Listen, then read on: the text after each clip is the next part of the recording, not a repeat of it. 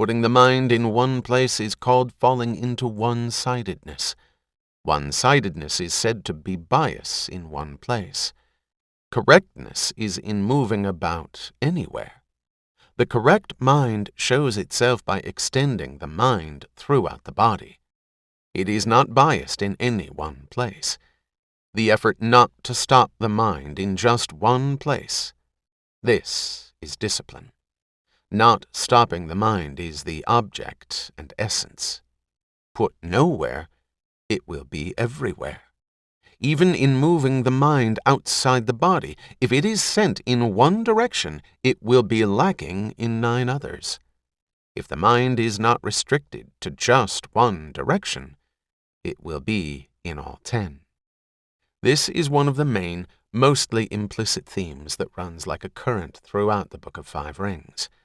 And while these words in no way exhaust the subject of the relationship between the sword and Zen, they are most certainly at the very center of the subject.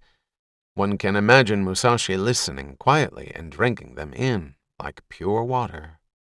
Musashi's association with the artists and Buddhist priests of the Kyoto Renaissance cannot be accurately documented, but at the same time, in no way can it be dismissed. It is clear that in terms of his own development from rural birth to being both an undefeated swordsman and talented multiple artist, he would have had, if not teachers, then companions and associates on the way. Kyoto is and always has been a very connected society, with strong relationships among people of high aesthetic abilities.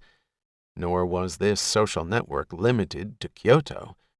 Even in his wanderings around the country, Musashi may well have encountered eccentric Zen artists.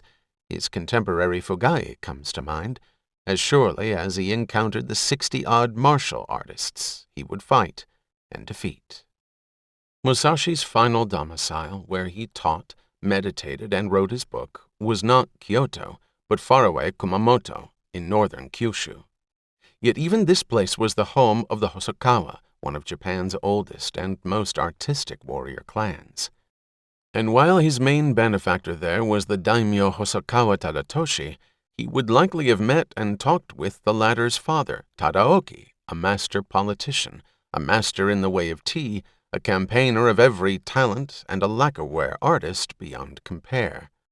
We can see Musashi having tea with the old man, the rough hands that held the sword so many times cradling a chojiro tea bowl, and talking about the way of the warrior.